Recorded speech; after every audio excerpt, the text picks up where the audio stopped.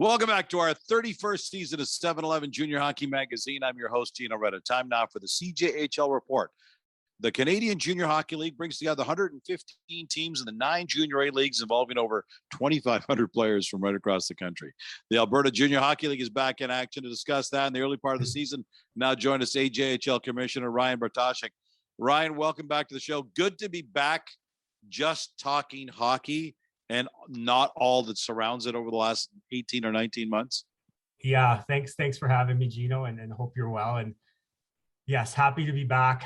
Happy to be able to be back in a facility and have some sense of normal. And going into this season, you're cautiously optimistic about what it'll bring. And I think the message across hockey has been, being able to adapt and understand where we're at within our communities, and we've been able to do that so far. So we're excited to be back into the season and are about a quarter way through our regular season so far.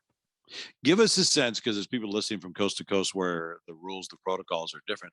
Give us a sense. Are you guys back at 100% with your teams and capacity with the fans, or at what level are you at right now? Yeah, we have that ability right now under what is called the restrictions exemption program. So that allows attendees to be in our facilities, either producing a negative test or fully vaccinated. So there's kind of been that feeling out period within our communities as far as what we need to be in our facilities and again how to interact. But we've slowly been building here back to a good base of fan support. It's tough on the players, right? I'm sure you must come across this all the time, because these are kids who have a limited window of time where they can play junior hockey. And for those guys who are looking for scholarship opportunities or display themselves for potentially taking the next step, it's kind of a limited window. On the upside, your league is well represented the players to watch. Last week when Dan Marr, the head of scouting for NHL Central Scouting, releases players to watch list, and you had 4 players from the Alberta Junior Hockey League on that list.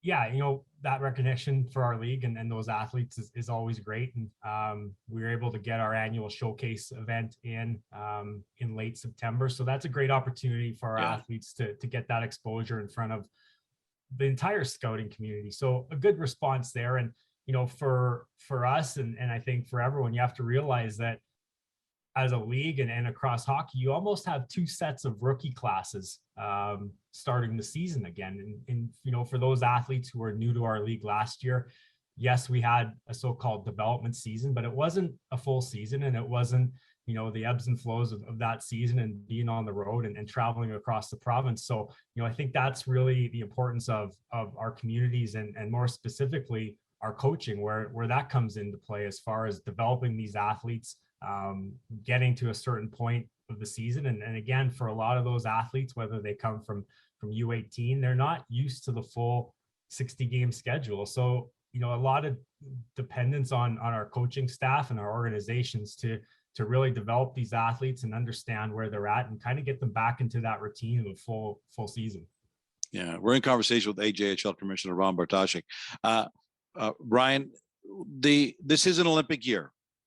And the reason that's important and why I'm talking to you about that is our Canadian national women's team that's prepping for the Olympics has got a series with Team USA, but there's only so much times you can play the Americans before you kill each other. So you're involved as the Alberta Junior Hockey League in an exhibition series with the women. Tell us about that.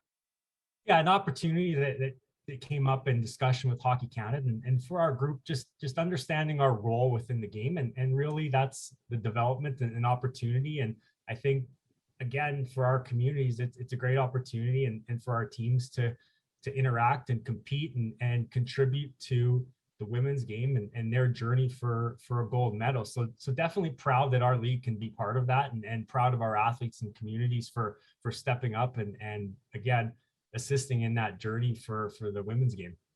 This is not the first tie you've had with the women's game.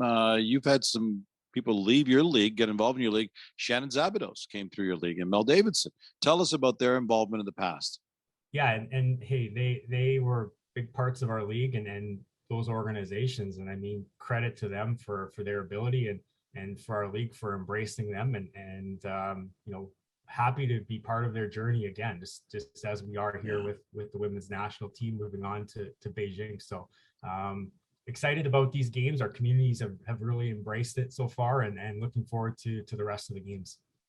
In conversation with AJHL Commissioner Ryan Bartoshyk. Ryan, two teams from your league were on the CJHL's top 20 national rankings. The Brooks Bandits, who seem to be always there, they're number 2, and Spruce Grove at number 20. How great is it to see that kind of representation out of your league?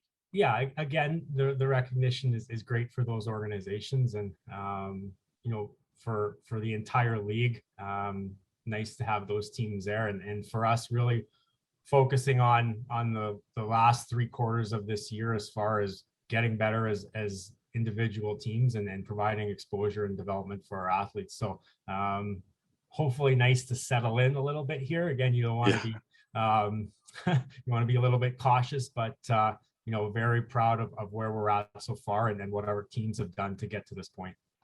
Good representation as teams, but also as individuals. I was reading that the Alberta Junior Hockey League's already got 35 NCAA commitments to date this season. Is that a pretty normal number coming out of your league on an annual basis? Yeah, typically when we hit our showcase, we're typically around 30 scholarships. So it's a good number right now. And, the challenges that we have not having the World Junior A Challenge, and unfortunately we can't host that event this year and participate. Yeah. And I think that just puts a little more onus on our league to continue to develop those athletes and give them the exposure to go down the path that they choose to go to. So excited that those athletes have achieved that accomplishment to date, and looking forward to more down the line. Ryan, always great catching up. Good job carrying your league through what was a very, very difficult journey for the last almost 2 years. Good luck this year. Enjoy it. Yeah, appreciate it. Thanks, Gino. That was AJHL Commissioner Ryan Bartoshyk. And that wraps up this week's CJHL Report. The Canadian Junior Hockey League. Your future is here. Still inside 7-Eleven Junior Hockey Magazine, he scored the game-winning goal in the 2015 Memorial Cup for the Oshawa Generals. And now he's a 2-time Stanley Cup champion. We'll check in with Tampa Bay Lightning forward Anthony Cirelli in this week's edition of Where Are They Now? You're listening to Canada's only nationally syndicated junior hockey radio show. This is season 31 of 7-Eleven Junior Hockey Magazine. And don't forget, you can listen and subscribe to the complete podcast by checking out any of your favorite podcast platforms.